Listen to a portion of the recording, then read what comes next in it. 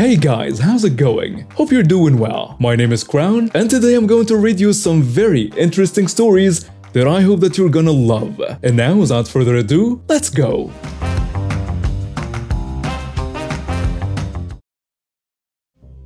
Preface. So this happened back in 2007. I think it's been a long time.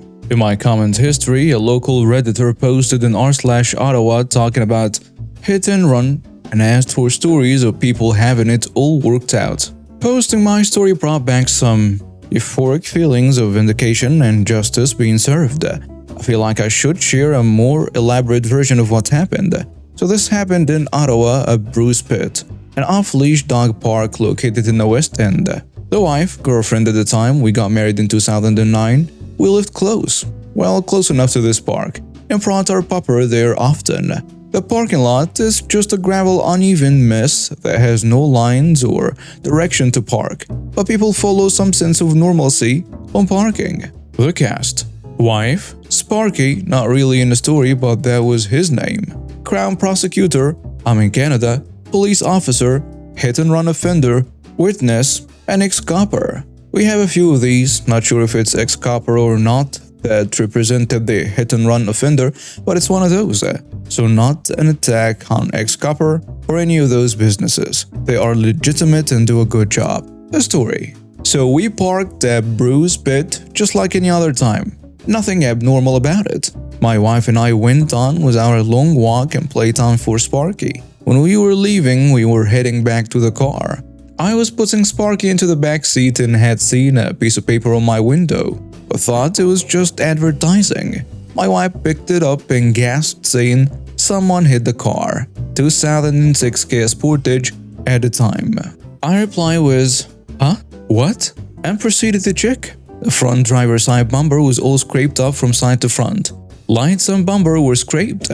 I read the note which said, "Saw someone hit your car. Call me if you need to." And then they laid out their number. I'm like, whoa, someone witnessed what happened? That's nice. Busy place after all. At this point, I called the police non-emergency line. My wife and I were waiting for the police officer to arrive, looking at the entrance when one walked right up to us. Turns out the police officer was walking her dog with her partner on break.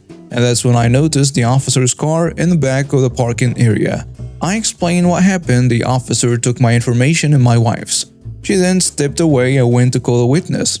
She came back and said she has more investigating to do and to talk with a witness more, but she'll get back to us at home. No problem.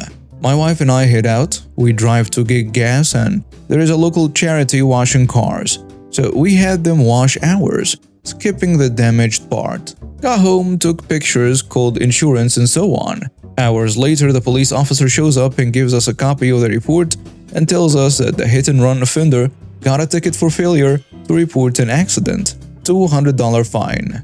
We were like, cool, all's good. My insurance fixed the car, parts and labor total to about $1,300. I didn't pay anything, so not out of pocket for anything, all's good. I am off on the timeline of events, but I remember a few months later getting a call from the Crown prosecutor, asking more details of everything that happened and telling me I'll be getting a summons to appear, as a hit-and-run offender was contesting the ticket. Rightfully so, a failure to report accident looks bad, very bad for insurance, and they could skyrocket their premiums or even outright cancel them.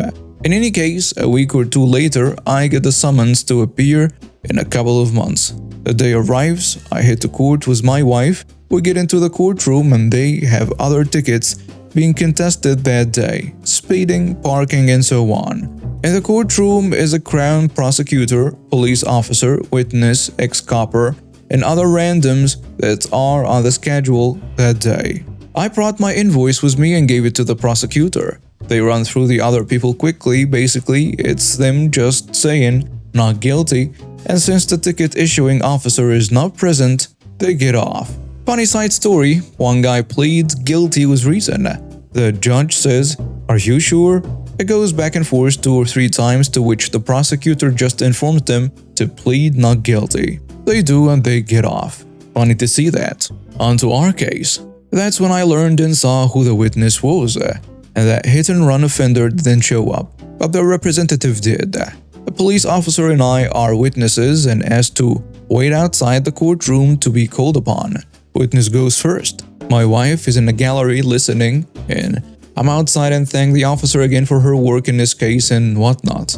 Several minutes go by and I get called in. I step in, take the oath, and sit down. I've never been a witness or been in court really as a plaintiff or defendant, so it was all new to me. The prosecutor asks me a bunch of questions relating to everything and brings up the invoice that I supplied to her. The ex-copper takes offense to the invoice being entered last minute. They go back and forth and argue its admissibility, and the Crown prosecutor wins that part. Can't go into details about that. I'm an IT guy, legal jargon is very limited. So she asks about it and confirms the amount for repair, which was $1,300. The ex-copper's turn, he brings up the invoice and asks how much it says for parts.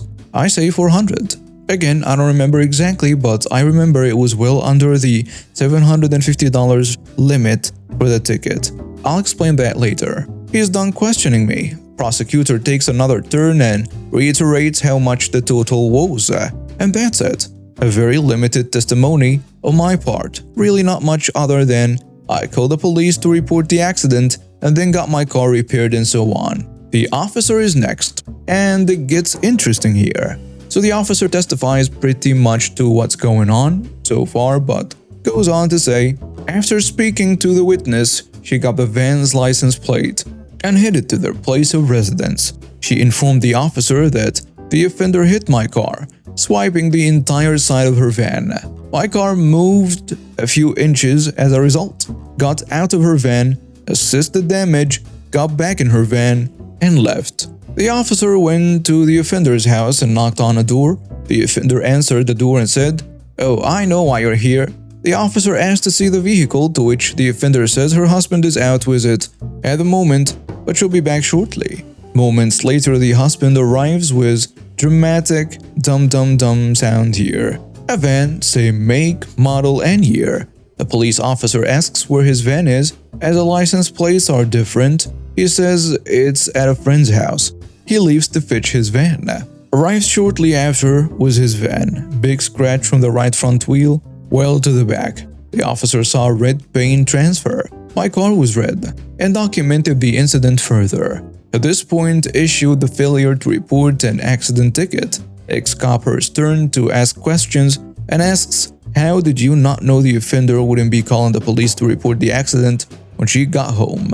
The great answer was, she had about 1 hour and 30 minutes to call from the time I called in to report the accident to when the officer showed up to the offender's door. All sorts of stuff to try and his client off right.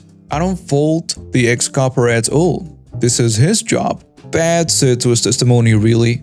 Now on to closing remarks and statements. The prosecutor goes first and points out the damage, the testimony, and so on. Normal stuff. Ex-copper's turn. He tries to dismiss based on a ticket's address. While there is no physical number, the address was listed as Bruce Pitt on Cedar View Road on the ticket. Ex-copper argues it was 175 Cedar View, and the judge says, "Okay, let's make an amendment to the ticket to show the proper address." Prosecutor, okay with that? The prosecutor answers, "Yes." So didn't get the ticket dismissed on that. Ex-copper then iterates the charge of failure to report an accident is for damage in excess of $750. The judge squashes that and says overall the damage is $1,300. And that's just the other vehicle, not even her own, which is likely more. He argues and goes back and forth trying to claim all sorts of things. The ex-copper tries all sorts of things, but the judge is having none of it. Judgment time. The judge has heard it all and decides the charge will remain, and in fact, increase the amount of the fine to maximum, $500. The ex-copper pleads with the judge to lower the fine as the offender's insurance will definitely be a bigger hit. Judge replies with, "And I will not forget this last part, the offender's relationship with her insurance is personal. What they decide to do with the outcome of this charge is a personal matter, and not for this court." And that's it. A $200 fine increased to $500. Could have been much worse for the offender, as I think they were working to deceive the officer, but the officer showed up before they could effectively finish the cover-up. I really wish I knew if and how much the offender's insurance went up. A friend had lesser charges, unrelated to a hit and run, a few years ago, and his insurance just bounced him completely, and he has to be on high-risk insurance now, paying almost 4 times as much. The feeling of winning at the end and being vindicated with the judge increasing the fine to the max was euphoric. Rewriting this the other day in a comment brought back those feelings, and writing this now brings it back too. Justice was served for me that day, and it feels great even to this day, 13 years later. I certainly hope you enjoyed the story, and I did try to remember it the best I could. The ex-copper's arguments at the end may have happened while I was testifying as well. It's just been so long, I don't remember all the intricate details. If this doesn't fit here, please direct me to a more appropriate subreddit. Some context. I was 11 when this happened, and my mom was about 8-ish months pregnant with my little brother. Her live-in boyfriend was a massive waste of DNA and usually took his frustration out on me, but he thought I was at Mima's, my grandmother, because my mom's dietary changes while being pregnant were causing me health problems. I was over helping her with housework and had been playing games for about an hour at the time of the incident. So this a-hole had gotten home at about 8 or 9 p.m. and he was already in a bad mood for some reason. My mom was going to see what was going on and asked him to stop shouting because last time the neighbors came over due to the noise volume, and she didn't want to have to explain that one again. Honestly, I don't blame her. She's pregnant, her feet hurt, and she was in the hospital for kidney stones like 3 days before this happened, so she's tired and frustrated. Apparently, this a-hole decided he felt the need to be mad at her and started shouting obscenities at my mother, which led to me grabbing the baseball bat I kept under my bed and sneaking closer to hear.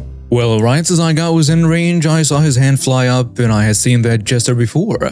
He was aiming to hit my pregnant mother, so my first reaction was to swing that bat into his leg as hard as I could, and when he went down I hit him maybe 3 or 4 more times, at full force mind you. And even though I was a child, I was certainly not weak and knew to aim for his knees and wrist apparently. I nailed his left wrist at one point. My mother called Mima in 911, which resulted in a cop car and an ambulance. The cops asked what happened as they loaded the man into the ambulance, and he tried to say I assaulted him unprompted.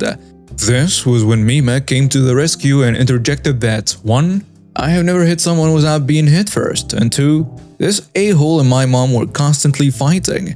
She then said they could ask the neighbors, who verified the statement. When the cops then asked why I hit him so hard it broke at least one knee for sure, I stated he could hit me and I'll probably hide since he's bigger than me. But he was going to hit my mom and she has a baby nearby. I didn't want the baby to get hurt, so I hurt him first and made sure he wouldn't do it again. My mom agreed to press charges for assault, child endangerment, and child abuse. The cops were also informed of how he verbally, mentally, and emotionally abused me, and Mima had at least one voice recording of this happening in the past. Now, I didn't go to the court cases because I was a child and everyone agreed to not bring in the children if it was avoidable, which it was since Mima had physical proof of his abuse. But later I found out he was only allowed weekend visitation at my mom's convenience and had to pay child support. A few years afterwards, he got himself arrested for some reason and had his visitation rights revoked by the court. So yeah, don't attack my mom and don't screw with my little brother. My family will ruin you. Nothing was more gratifying than knowing that this man can no longer see his only child because he thought he could get away with being an abusive jerk. Back in 2018, I lived in a quiet neighborhood with my dog.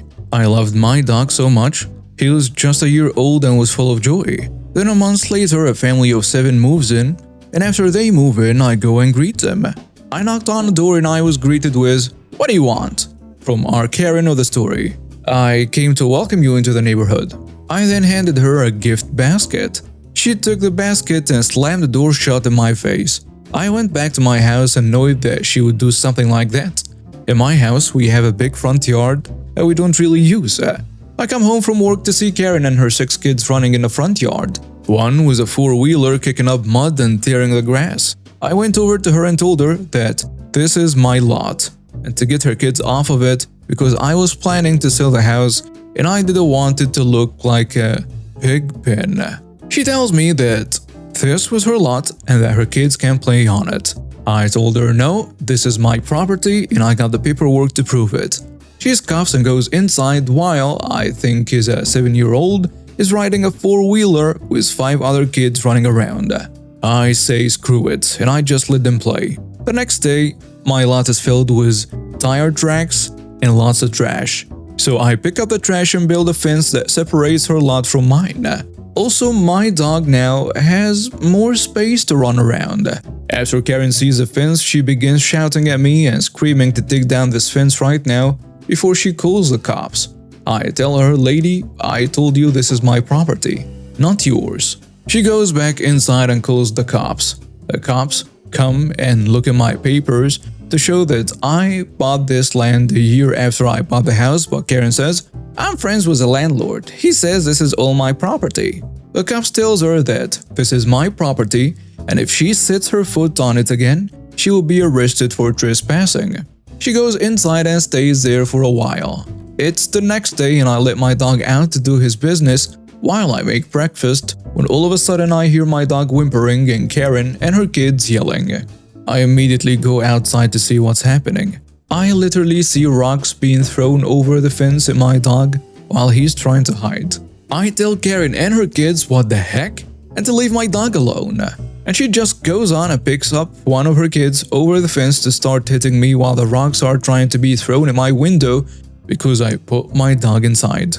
I pick the kid up and put him back to his mom and call the police. The police come and I tell them about them throwing rocks at my dog to the kid hitting me. The police hears from her as well, but it's clear that she was guilty. She was then charged with animal abuse. The kids went to their dads overseas and I never heard from them again. I ended up moving to a different town and ended up selling the house as well. This is a hit-and-run story. Just had some fun this morning after the gym. Came out to my car with a note on it. Someone had witnessed the hit-and-run. The idiot driver provided their manager at Domino's as contact and the manager at Soapy's had more information for me. After a little back and forth, I've now driven a block over to Domino's, taken pictures of both vehicles and have a name of the idiot driver. He hit the front passenger corner trying to park beside me and was interested in settling privately until I told him it's a $2,000 bumper. Now all of a sudden I'm scamming them, and the idiot driver denies hitting the front bumper. The driver refuses to speak English with me and the manager refuses to give me the driver's license information for a hit-and-run. After about 5 minutes of this, the manager threatened to call 911 and get the police involved. Sure, I'll wait right here for them. Cue malicious compliance. 35 minutes later, he's called them 3 more times before they showed up, or at least called someone. Either way, the police officers that respond are clearly annoyed when they get there. Talked with the officer, showed him the letter on my windshield and the second note with the name and plate number of the idiot driver. Took my information down and returned to me in a minute with the idiot driver's information, through his partner talking with the idiot's manager. Both officers were very vocal about the force he had to hit with to crack my bumper and transfer pain to his. The officer that I dealt with then tore a strip of the Domino's manager for calling the police over this. In the end, I got the name and license of the idiot driver an hour after I showed up looking for it. The idiot got a ticket for leaving the scene and the manager got berated for calling the police over an insurance issue. He's now got 30 days to have insurance line up the bumpers or he's automatically at fault. And all because he called the police on me. Edit. The idiot driver did not leave any information. He tried to drive away and someone witnessed the whole thing. The idiot gave the Domino's manager his contact. The Soapy's manager left a note on my call when they didn't get a response to paging in Soapy's. The idiot has already been in contact with insurance. Insurance called me about an hour later to ask for my pictures. The law here is that if the vehicles are drivable and not blocking traffic, you only need to contact insurance. Used to be anything over $1,000 in damage needed to be reported to the police, but a paint scuff does that now. This happened when I was in my first year of high school, around late 2019 or so. Class ended early and I was bored with nothing to do, so I went to my previous elementary school since it only took me 5 minutes by walking to go there. I also missed the days I spent there being nostalgic and all, so I thought it would be fun. It was Saturday afternoon around 1 p.m, so most kids had already gone home, leaving only the kids with extracurricular activities at the school. Some of the teachers recognized me, so I talked to them about how I've been and all, and asked one of them if I could go inside my old classroom since it seemed to be empty. The teacher aloud kind of joked too by saying, "What, you want to be an elementary schooler again?" I reminded me that I needed to get out at 1:30 since an extracurricular activity is going to take place there. It was 1:20 p.m. when I asked, so I said okay. I went inside the class. I spent the little time I had looking around, enamored at how, despite the school being renovated in 2018, some of the stuff my old class had made or left is still in the classroom. I was reminiscing too much that I forgot about the time limit, and by the time I was looking at the Japanese calendar I made back then, it was just a normal calendar but with Japanese celebration days below the dates and all. There were already 3 kids inside the class. One of them asked, "Are you a substitute teacher?" while the other 2 looked pretty scared. I turned around and walked to them with the calendar still in my hand, but before I even said anything, another kid said, "Koinobori," while pointing at the background I used for the calendar. For context, koinobori are carp-shaped winged socks that are used to celebrate Children's Day in Japan, which happens on May 5th every year. Another kid quickly realized and said, "So you are a teacher?" I was still confused, but since they pointed out the koinobori background, I said, "Oh, you're right. I'm surprised you know what koinobori is." Which one of them replied, "Of course, teacher name X taught us 2 weeks ago."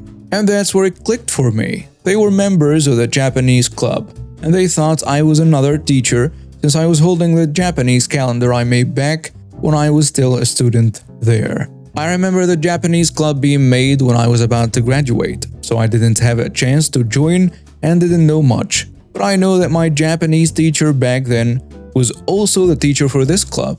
We got along well since I was a weeb. Yes, I was that annoying weeb who would end their sentence with disso or say stuff with broken Japanese to my friends. No, I am a better weeb now. I would always ask her about the language. I figured since I still am learning Japanese regularly and I got along well with the teacher, what is the harm of entertaining these students? Honestly, even without me saying anything, the students were already telling me their names and told me about what the actual teacher taught the previous week.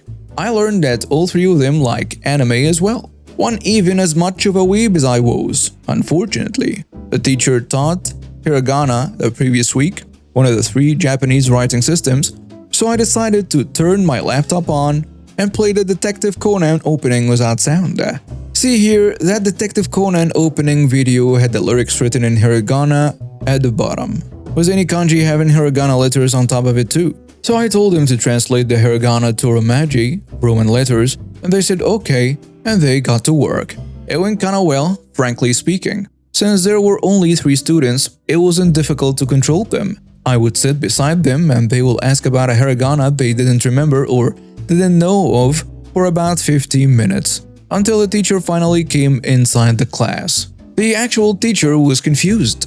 I don't think she even recognized me at the time she even walked in. So she just asked, "Wait, what?" One of the kids quickly chimed in and said, "Teacher, we've been studying with him." She looked at me for a moment until a smile formed on her face, finally recognizing me. We talked about the usual teacher-graduated student conversation topics until I explained what happened, which made her laugh for a bit. She then explained the situation to the students, which made them apologize to me for quickly assuming things and stuff. I told them it was fine, they smiled, and went back to translate the Conan opening. I stayed up for the rest of the extracurricular activity, mostly talking to the students about the newest My Hero Academia episode until all 3 of them finished translating the opening. The students were sad to know that I won't be coming again. This honestly made me really happy, but the teacher calmed them down by saying, "I am sure he will come again. He never has anything to do after all," which made them laugh. And yeah, that was the end. I don't have the teacher's contact, so I plan to visit them unannounced in early 2020. But the pandemic happened, and I don't know if I'll ever have the chance to visit them again before I graduate from high school. I'm in my second year now. The cringe weep, I'm sorry but it has to be said, student actually gave me his line ID. But I guess he deleted his account or something, since I don't see him on my contact list anymore. He used to message me about the anime he just watched or something about the language he didn't understand, which never fails to make me smile, but yeah, I am unable to contact him nowadays, which is kinda sad. So this happened in my third year of high school. After the 5 years of high school we have in the Netherlands, when I was about 15 years old. This year would be the first year where we would take chemistry classes and I was absolutely stoked. I loved biology and science, so I figured I would love chemistry as well. The whole class was excited for our first chemistry lesson ever, as we have heard from older students that chemistry was a fun class, was a ton of fun experiments, and at first sight, the teacher seemed to be like an awesome guy. Oh boy, were we all wrong.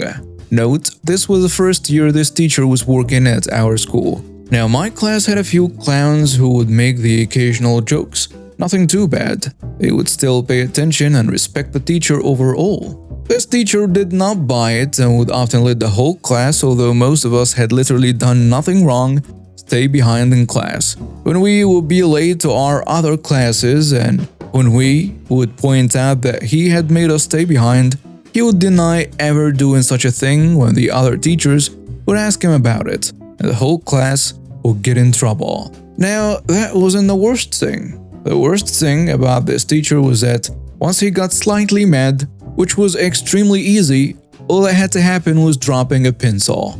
He would just stop teaching. He would just sit behind his desk, doing nonsense on his phone, I kid you not, and occasionally if he was feeling generous, he would put on a YouTube video that would do the teaching for him. Also, whenever we did experiments and I would ask for an explanation on why something gave a certain chemical reaction, he would just laugh at me and tell me that I should have paid attention during his explanation, an explanation that hadn't even taken place. Also, he would put stuff in his tests that wasn't even in a book, saying that we should be able to understand these things by using common sense. Please, how do you use common sense when solving equations?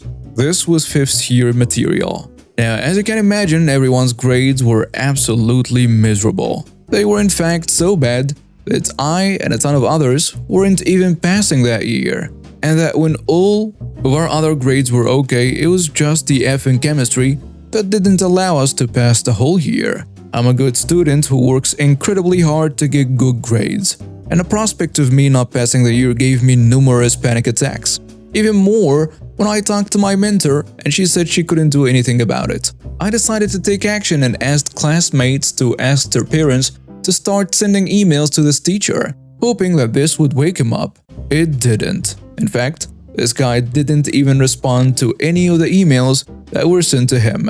I was getting more and more frustrated with this teacher. I am not someone who likes to confront people, but with the end of the school year coming closer and closer, I decided I had to take some kind of action. So I decided to confront him with his behavior. Scared as I was, I went up to this teacher after school to ask him why he was doing all of this and why he didn't respond to any of the emails, and so on. He, as always, just laughed and sent me away with a ton of sarcastic remarks. That got my blood boiling. I was so done with this guy. Pro-revenge incoming.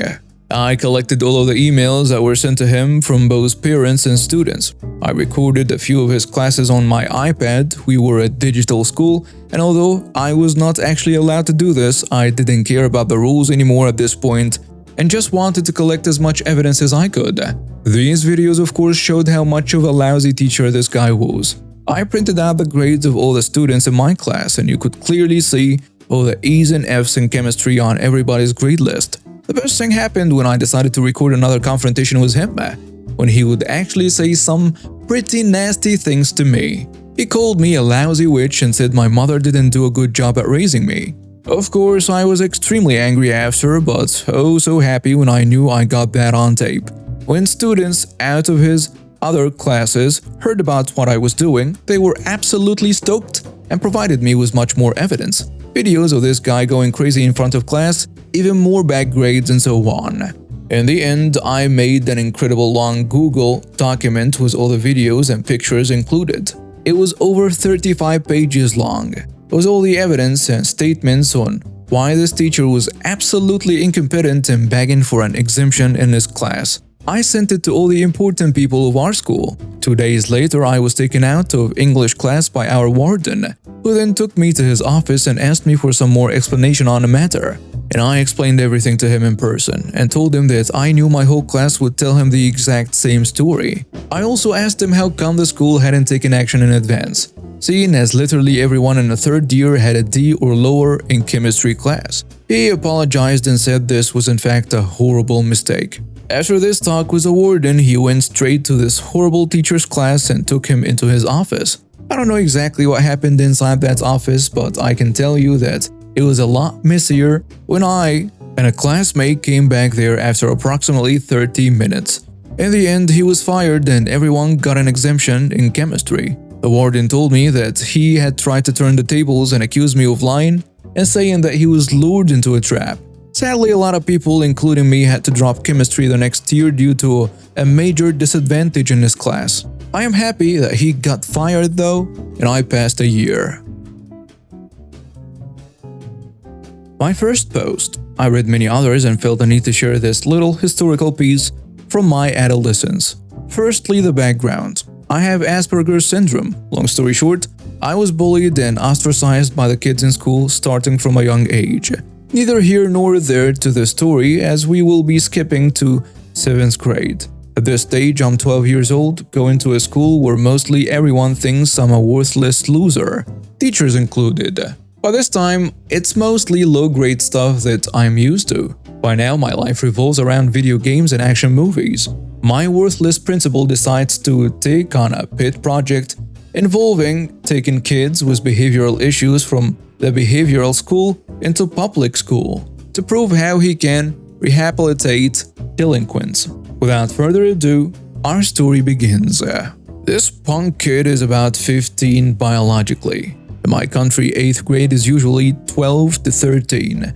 A much bigger, taller, and has an all-around harder body than me. I was underpowered at the time and had no coordination physically or socially. Punk kid has me beat in all areas, including political power.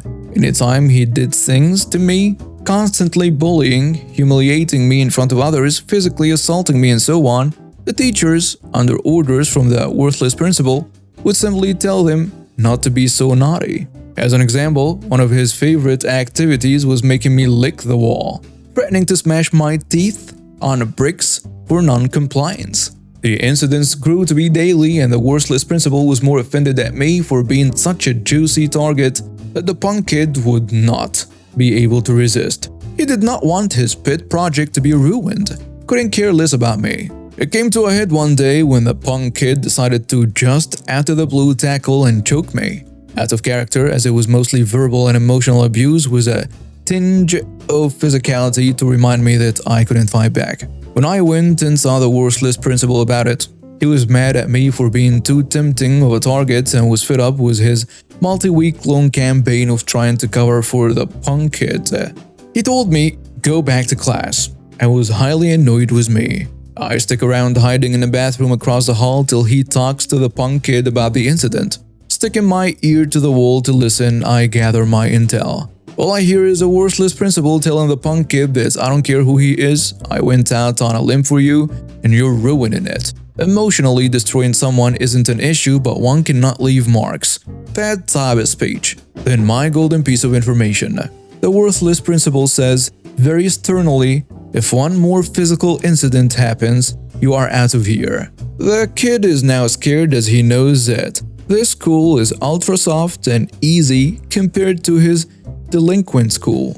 The thought of being back to a small fish in a big pond would terrify anyone with a taste of being big man on campus. I used my superior intellect to acquaint him with his fears. One aspect of being the ostracized kid with Asperger's syndrome is that I read lots. Sun Tzu was a favorite of mine the summer between grade 6 and 7. A good quote that stuck in my head: "Throw thy soldiers into positions whence there is no escape, and they will prefer death to flight. If they will face death, there is nothing they may not achieve." Officers and men alike will put forth their uttermost strength. As I was on ground where there is no retreat, having no other alternatives to fight back, physical would do nothing due to the strength difference, and he was politically protected. I used a time-tested tactic of burning the fields to deny the invading enemy food and fodder. I decided to trade my pain for results. The ancient truth says, "The end justifies the means." Right? This, dear readers, is where the hammer enters our lovely tale. I go home and take a ball bean hammer from the toolbox and proceed to hit myself on the hip and stomach over and over for about 3 hours. The pain, although intense, meant less than nothing to me. I smiled the entire time. The next day, I walked into the worthless principal's office. "Look what that punk kid did to me. I was walking home from school and he threw me down and kicked me like a bunch of times." Silence. The punk kid was taken back to his behavioral school before the lunch bell sounded, protesting that he never did anything. Currently, he is probably dead or in prison. I neither know nor care to know. Either way, I wish him nothing but suffering. Postscript. I have since become a double black belt in karate and judo, as well as an avid weightlifter. Anyone who physically disrespects me will be put down with extreme prejudice. I went on to be a standout in my high school wrestling team. The moral of the story is you only get out of life what you put in. Also, the dismal science of economics teaches us that there are no solutions, only trade-offs. And now we have reached the end of today's stories. Thank you for watching and see you next time.